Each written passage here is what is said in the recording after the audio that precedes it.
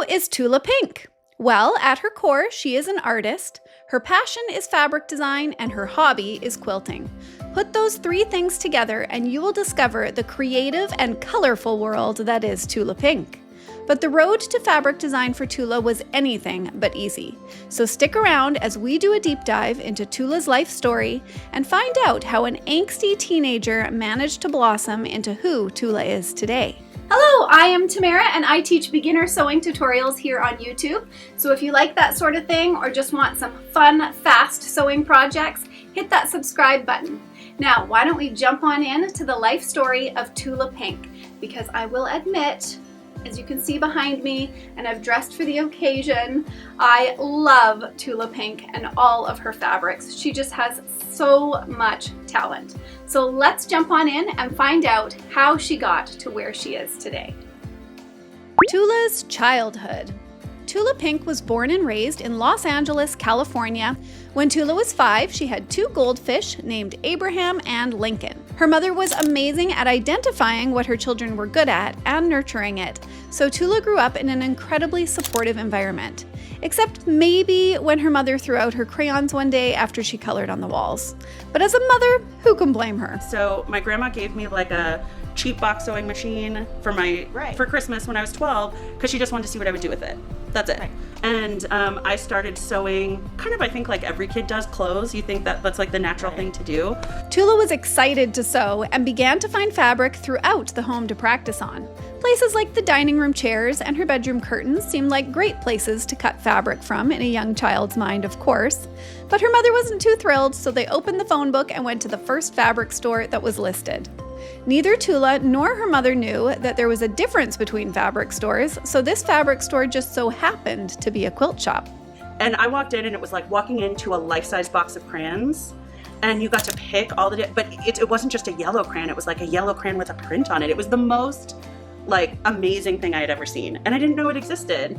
And so my mom signed me up for a beginning quilting class. I was 12, I was the youngest person in the class by about 40 years. And then they hand me a needle with a motor on it and a pizza cutter and told me to make something. And I was like, oh my gosh. So an hour into the class, I had sewed through a finger, I had cut my hand, and the lady at the quilt shop asked my mom, refunded her the rest of the class and said, please don't bring her back. Because of this, Tula learned how to make a 4-patch in the first class, but knew nothing more. She would sew a whole bunch of 4 patches together, then wrap them around her body, sewing a seam down the side, creating her first skirts. As she started to get fabric from different quilt shops, she would start asking them questions to continue learning about her craft. She was falling in love with quilting. The bigger struggle was finding fabric that she enjoyed using. Finding fun and vibrant fabrics was a challenge. To solve this problem, she would try to change the fabric by any means necessary. So I was taking those fabrics and over-dyeing them in like hot pink and aqua and lime greens and all these bright colors, and I'd still get that floral underneath, and then I'd screen print on top of it, just trying to get something that I actually wanted to use because I wanted to do this quilting thing. But the materials weren't super available. They were either brown, Civil War reproductions, or shabby chic in this particular market. Her passion for sewing was always there, but it did come and go throughout her teen years. She attempted surfing at 13 and shares a story of how she saw a shark, which was actually seaweed, and she climbed onto a rock about 50 yards from shore for roughly 4 hours before coming back to shore and leaving surfing behind as quickly as she had begun it. She also earned a black belt in Tang Soo Do as a teenager and became a competitive fighter. But not everything was fun in Tula's teen years. These were the years where she really struggled. She says she was your typical suburban kid that didn't take her life too seriously. She had 2 loving parents who worked full-time and adored her. But with money in her pocket and time on her hands, she found a way to fill that time by jumping into the world of drugs. She dove in deep with no fear, starting with the easy stuff, but within a month, she had already jumped into the deep end. She had been doing drugs for around 2 years when her mom caught Tula smoking cigarettes. So, Kat went through Tula's purse, and in the lining of the purse, she found Tula's drugs. Tula watched her mother's heart break in that moment, a moment that is seared in her mind forever. And immediately the next day, Tula was placed in rehab, a rehab that was meant for teens and the parents to participate alongside their teens. Tula spent a year in rehab and nearly failed out of high school, graduating with a 1.2 GPA, which she attributes mostly to a lack of interest in her classes and being bored. Tula says of her teen years, "I am still trying to live up to the potential that I almost threw away." Due to her hard teenage years, she has this attitude today. I mean, that really awful period of growing up when I was just a hellion has everything to do with how I am today. I definitely have this sense of I have to earn everything from that experience. I don't feel like, oh, I have 75,000 Instagram followers, so whatever fabric line I put out next is going to sell. Like, I can just put stuff out. I don't ever feel that way. I feel like the counter starts over every single season, and I have to earn all that loyalty from season to season to season. And I think that moment taught me to never take anything for granted, to never feel entitled to anything. And I think that has served me incredibly well. Tula's young adult life. After graduating high school, Tula got her driver's license at 19 and headed off to Otis College of Art and Design. Turns out, when you are learning about the things you love, you end up thriving. Tula ended up graduating second in her class with a bachelor's degree in graphic design and another in commercial illustration. Her dream at the time was to become a children's illustrator.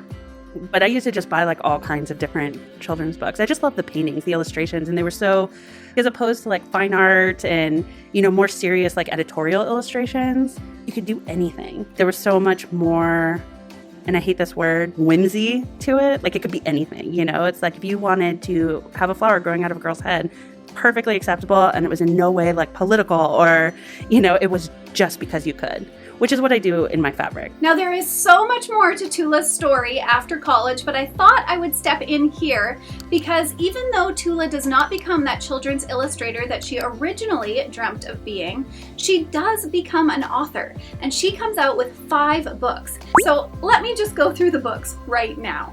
We have got her very first book, which is called Quilts from the House of Tula Pink. And there's lots of fun quilts in this book that you can sew. Then she also came out with Coloring with Thread. So if you're somebody who loves to embroider, but you want to embroider some fun images, this is definitely the book for you. Then we've got this book, which one day I'm hoping I will have enough time to go through. It's 100 Modern Quilt Blocks. I'm going to slowly go through this book, make all of the different quilt blocks, because at the very end of this book, she gives you a pattern to put all of those quilt blocks into one quilt. And I really like how that pattern turns out. So 100 modern quilt blocks. Then she lets us have some fun with her by giving us a coloring book, the Tula Pink coloring book. And this is really fun because you get to get creative with Tula's art, which I think is fun. Or if you just love her designs and you know somebody who would just love to color those designs that they will never sew, this would be the book for them. And then finally, her last book that she's come out with was called Quilt with Tula and Angela. And the cool thing about this book is that it will go through a whole bunch of different quilt patterns, which is awesome. But then at the end, Angela will show you how she would long arm it. So if you long arm or if you communicate with a long armer, this could be a fun book for you. All right, so those are the 5 books that Tula has come out with. Let's jump back into the story and find out what Tula does after college. After graduating, Tula ended up working briefly as a senior exhibit designer for 2 major Los Angeles museums before moving on to the music industry. She spent 6 years as a graphic designer in the music industry, working for big names such as Britney Spears and Snoop Dogg. During this time, Tula did continue to quilt in secret, as she didn't feel her hobby would be accepted in her rock and roll surroundings. This is the first quilt she made in its entirety from start to finish. I embroidered skeletons writing on birds all over it because somehow in my teenage mind, that made it way more awesome. And it's sewn really, really poorly, and it's kind of a mess, and it was supposed to be queen size, but I think it finished it out at like 56 inches by the time it was done. But so that's my first quilt. During this time, Tula had stepped into a quilt shop where there was a display of 2 new designers, Kay Fassett and Amy Butler, and she was stunned. And there was a huge display in the middle of the shop, and I had never seen anything like that before. Like, I had never seen fabric like that before. It was huge, it was bright, it was exuberant. But the thing that stuck out to me the most was that this was a whole complete vision from a single mind of an artist. And that was the first time it ever occurred to me that someone was designing fabric. So I decided that I was going to design my own line of fabric, and I was going to print it in my garage because I had a printmaking background from college. Because I was working in the music industry at this point, and I was an art director. I was very proud of myself, and I was like, I'm just going to send this off and get some feedback. And so I sent it out to a few fabric companies. And it's kind of like the same thing I love about beginning quilters. It's like they don't know enough to be afraid of things, which I think is great. And that was kind of me at that point. I didn't know enough about the industry to be intimidated by the people I was emailing. My mom hounded all of her sales reps for contact info for their art directors. And I just started sending it off. I'm like, what do you think? Do you have any feedback for me? And that collection ended up in 2 hands, Free Spirit and Moda Fabrics. And within 36 hours, she had received a contract from Moda Fabrics to start selling her designs. This was the change Tula was looking for. She writes in her blog, "Seeing my name on that selvage was the only thing that had been missing from my professional life. So here I sit, an exiled rock princess on a throne of bolts and bobbins." After receiving her first royalty check, she decided to pick up and move to North Carolina. Her best friend lived there and welcomed her as a roommate. However, selling fabric was not that lucrative, so she ended up working at a cupcake shop while she began to work on her next fabric line. Around this time is also when she started her blog. In the first iteration of her About page, she introduces herself like this. "Who am I? What a question. I could tell you where I went to school, or recite the high points of my resume, or give you a list of people that I have worked with, for or around. I could lie and make myself seem really super fabulous and important. Tempting. Really, I am a designer of the graphic variety with a soft spot for fabric and a childlike need to say things like, 'Hey, look what I made.'" I'll let you pause here if you want to read the rest of her introduction. From North Carolina, Tula moved to Dallas, Texas, where she would work for Moda Fabrics as their senior designer for a short time before feeling the pull to move to Stewartsville, Missouri. My mom's sister lived here. My mom would come out to play in a charity golf tournament every year. Just the sisters all would get together. And she met a farmer, fell in love, moved to Missouri, all kind of really quick, and had twins at 48 years old. So I had little sisters. All of a sudden, I was 26 when the twins were born. And so I was like, well, I can work from anywhere. So let me come out there so at least the twins know me, because all of my siblings, there's 5 of us, and we're all really close. And so I was like, I want to make sure that they know their older siblings, And so I came out and just never left. Tula wasn't sure she would like this new lifestyle, but it didn't take long for her to fall in love with rural life. Tula writes in her blog, "Where have I been? What have I been doing? Don't I love you anymore?" These are all valid questions. I have left the bright lights and big hair of Dallas and made my way to a quieter place. The people of this little town call it Stewartsville, but I have renamed it in my honor. Welcome to Pinkerville. I moved into the little farmhouse down the road from my mom. This will be the 4th state I have lived in less than 3 years. Change is obviously not something I fear any longer. I have done the big city thing, the suburb thing, the college town thing, and now it's time to tackle the small town thing. I haven't been here long, but I have learned a lot. I have learned how to drive on ice and consequently fear for my life every time I get behind the wheel. I have learned that mice travel in herds and they really like avocados. I have bought more groceries for them than I have for myself.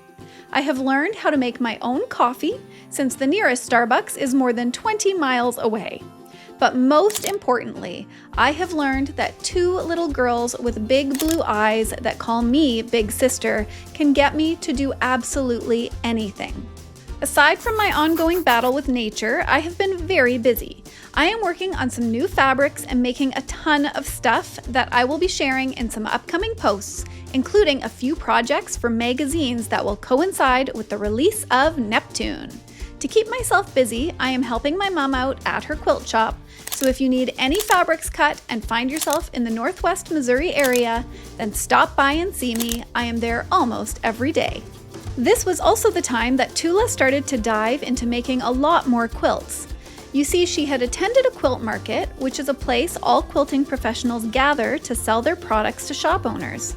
And the way fabrics are sold to buyers is by displaying the fabric in quilts to show it off.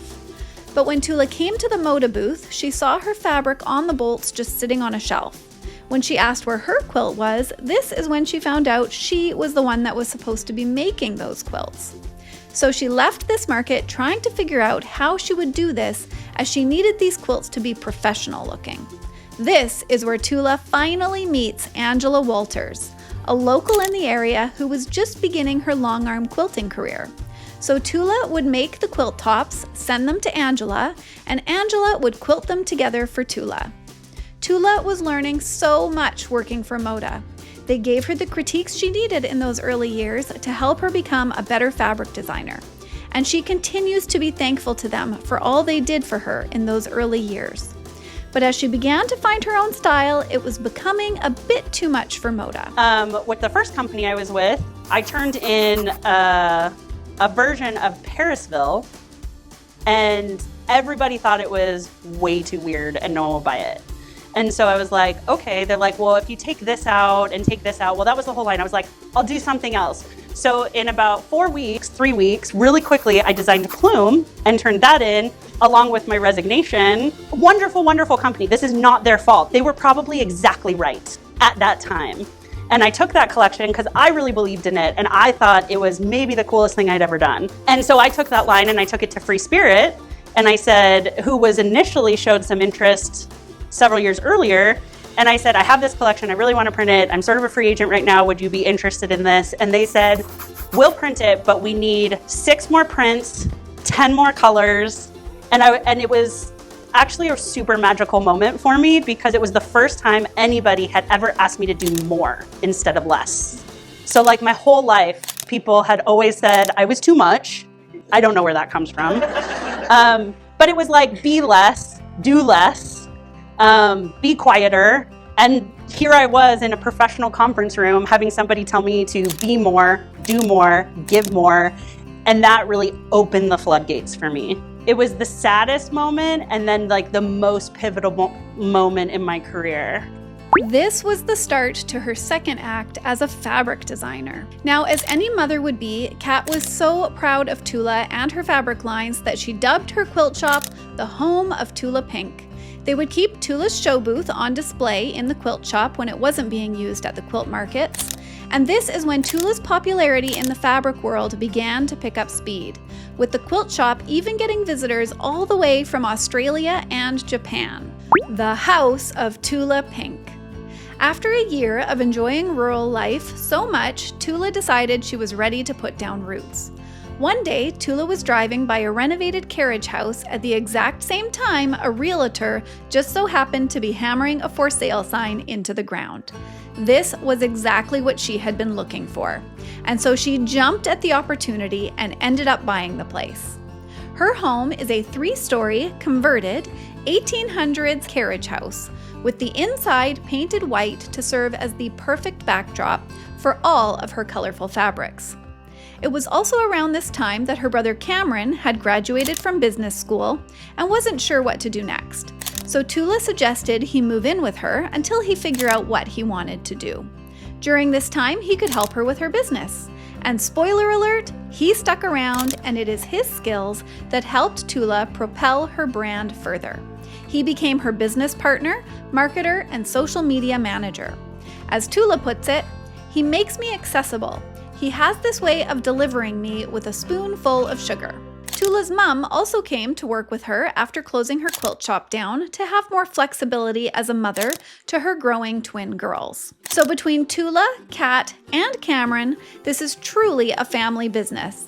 But there is another honorary member of the House of Tula Pink. This member happens to be Cameron's golden retriever, who they named Lily Mae after their grandmother. Tula does have a reclusive personality where she happily likes to hunker down in her personal space, and in those early years, Tula had no plans to show her face. So for the first 3 years of designing fabrics, she didn't put her photo on anything, as she didn't want people to know who she was. But as time went on, and once her brother got involved, she has allowed us sneak peeks into her life through interviews and social media. She even did a 12-part series for Quilting Daily, where she allowed cameras into her home to follow her around and ask questions about her design process.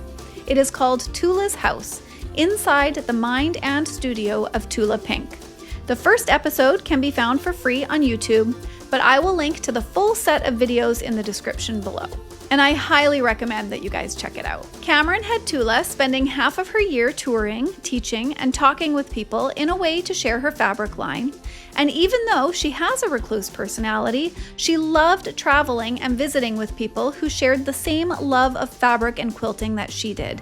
These visits were something Tula did, in fact, enjoy. But once the pandemic hit, Cameron encouraged her to start sharing her process and the stages of her fabric lines with her followers on social media. This is when Tula Tuesdays were born. And honestly, this seems to be the best way for a self-described introvert to share her works with the world. But there is so much more to Tula than just her fabric lines. Now, I will be the first to admit, after doing all this research on Tula, that she seems to live and breathe fabric. She has said herself that she is always thinking about fabric.